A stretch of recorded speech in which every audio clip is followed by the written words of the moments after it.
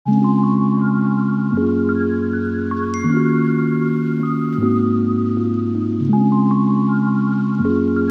semua, kami dari kelompok SGDA 10, Program Studi Sarjana Kedokteran Fakultas Kedokteran Universitas Udayana Angkatan 2023. Pada video kali ini, kami akan mempresentasikan student project kami dengan judul 4-Stage Learning Cycle in Medical Student.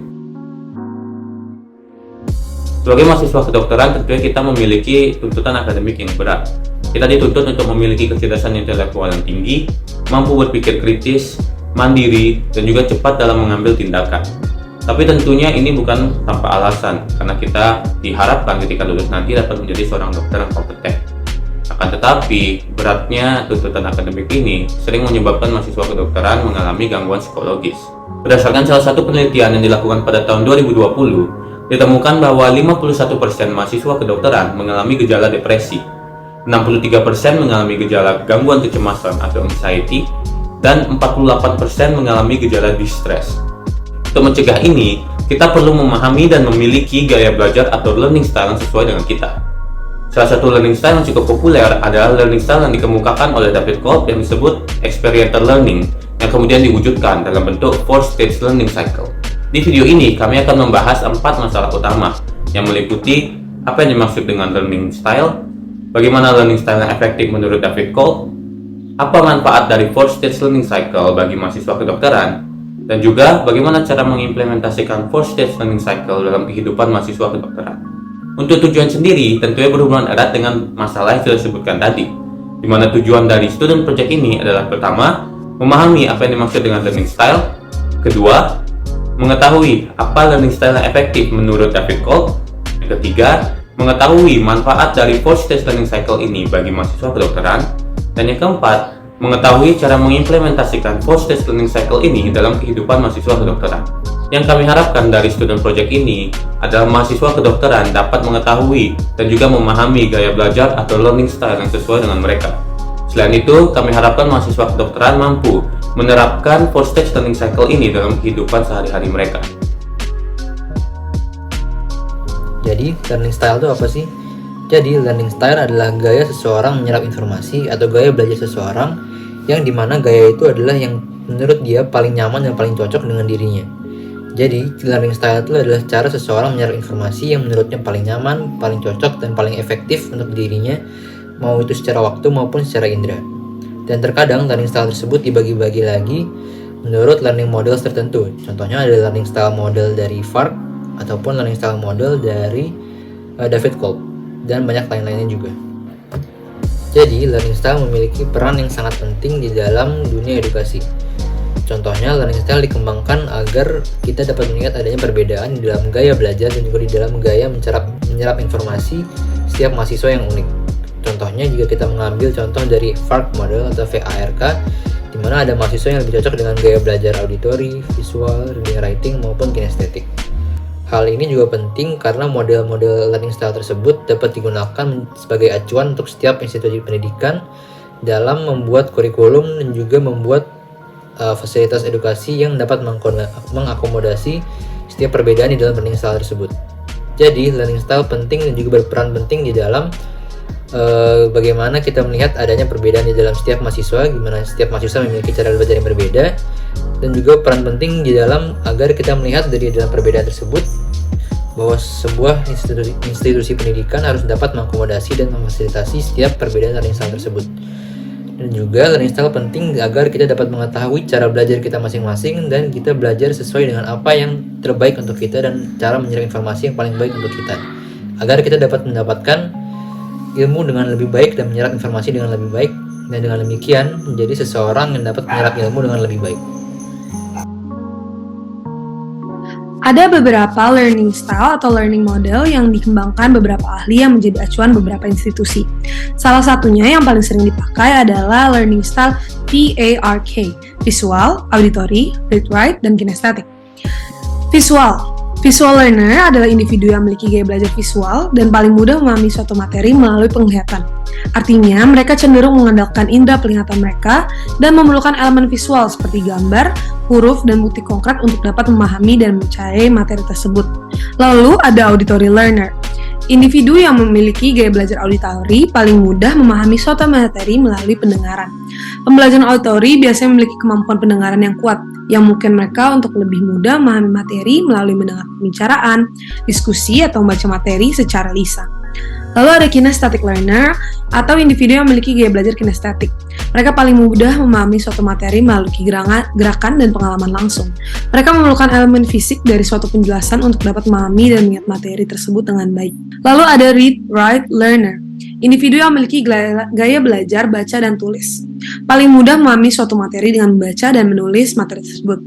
Gaya belajar ini cenderung menggunakan bacaan seperti buku atau jurnal untuk memahami materi, lalu membuat catatan kecil dan bacanya secara perlahan untuk mengingat materi tersebut.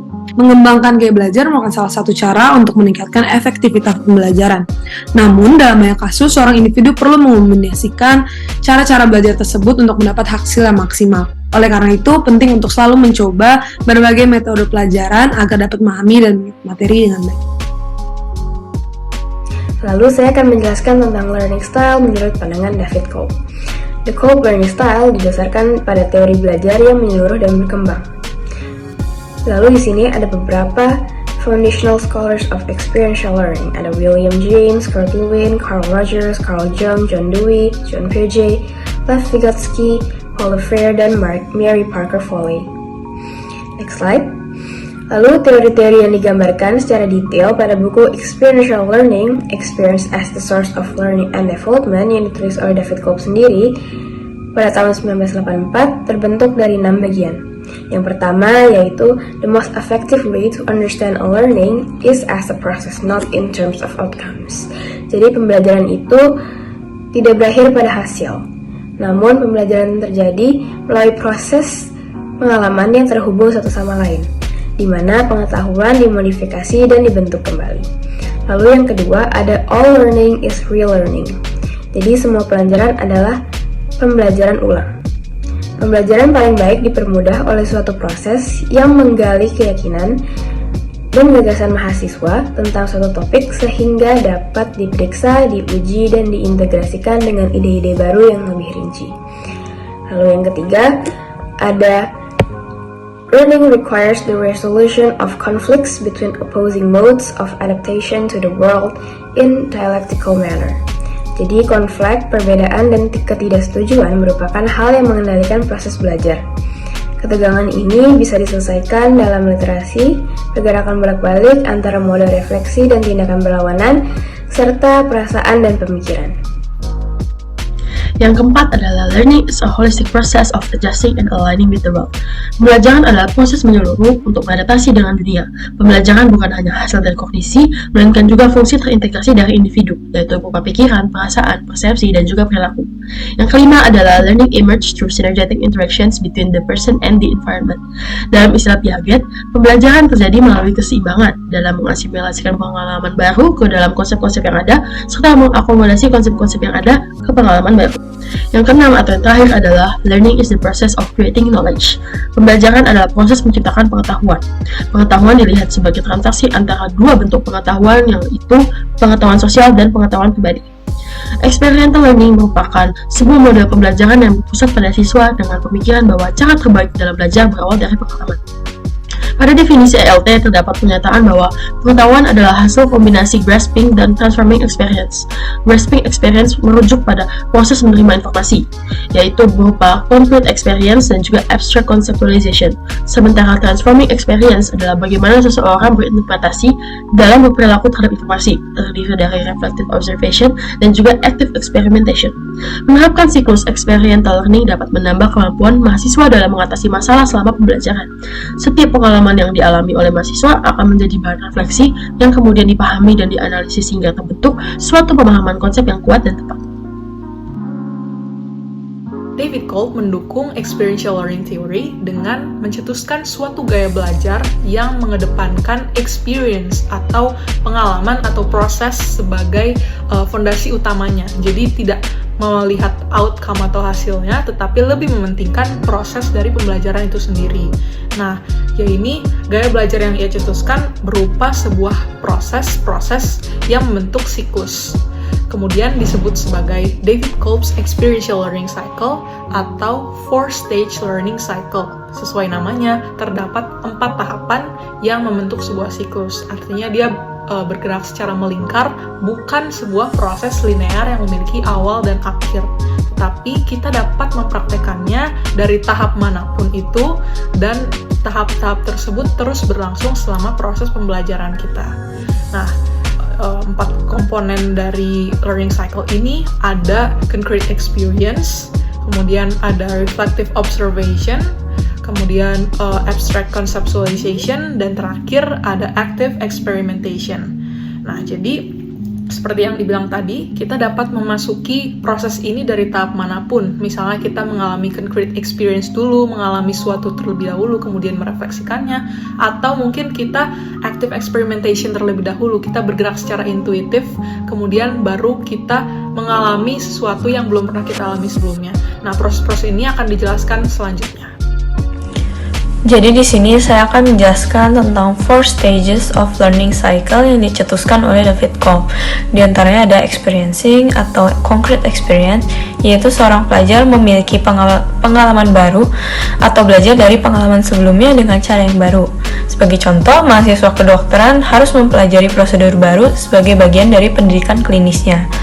Yang kedua, ada reflecting atau reflective observation, yaitu seorang pelajar merefleksikan pengalaman baru tersebut untuk memahami apa artinya atau materinya. Sebagai contoh, mahasiswa kedokteran mungkin berpikir tentang bagaimana mereka dapat melakukan prosedur ini dengan lebih baik.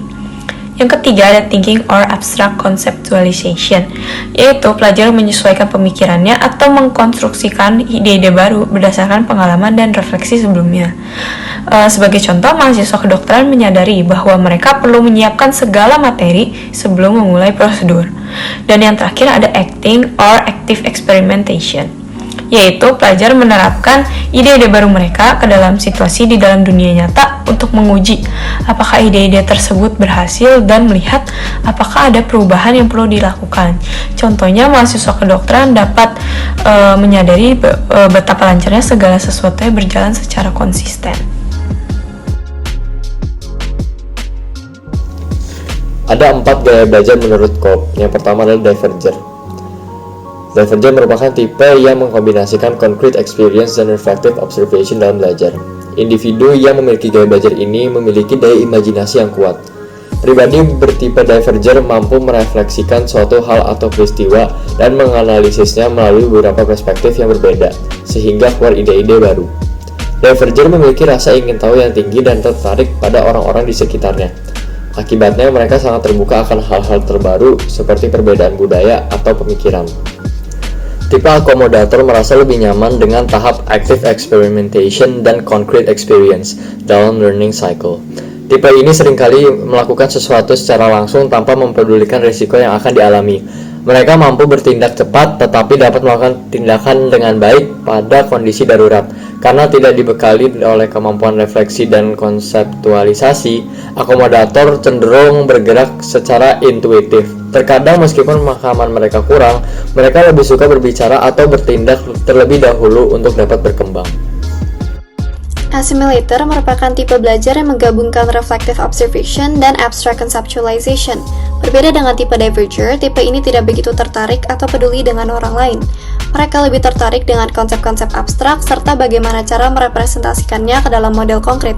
Tipe Assimilator memiliki penalaran yang baik, terutama penalaran induktif.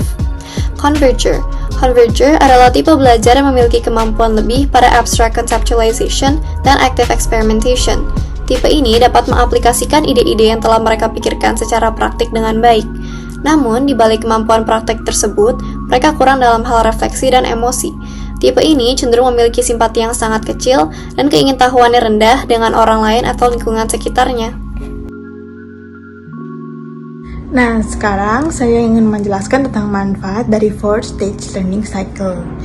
Tentunya ini untuk menyadarkan para mahasiswa kedokteran bahwa tanggung jawab dan tugas yang banyak. Tapi tentu saja para mahasiswa kedokteran ini mengetahui dan menyadari akan tugas-tugas tersebut. Tapi selain itu juga metode ini akan memudahkan dan mengefektifkan pembelajaran para mahasiswa kedokteran.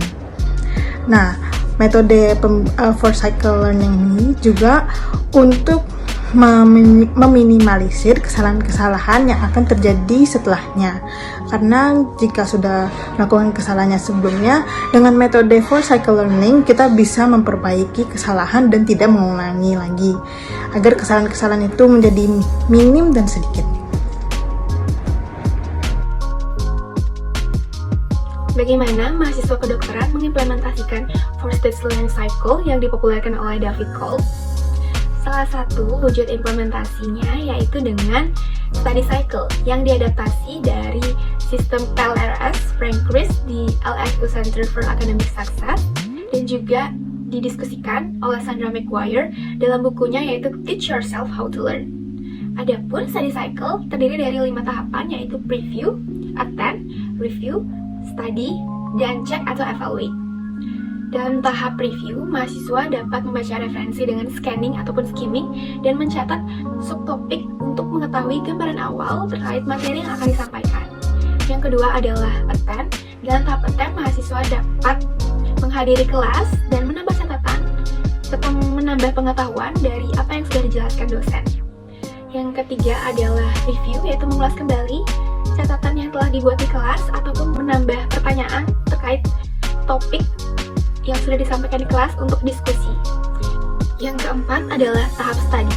Pertanyaan yang telah ada dalam diri dapat didiskusikan melalui belajar kelompok, dan melalui belajar mandiri dapat dilakukan pemahaman lebih lanjut dan eksplorasi materi lebih lanjut terkait topik yang sudah disampaikan di kelas.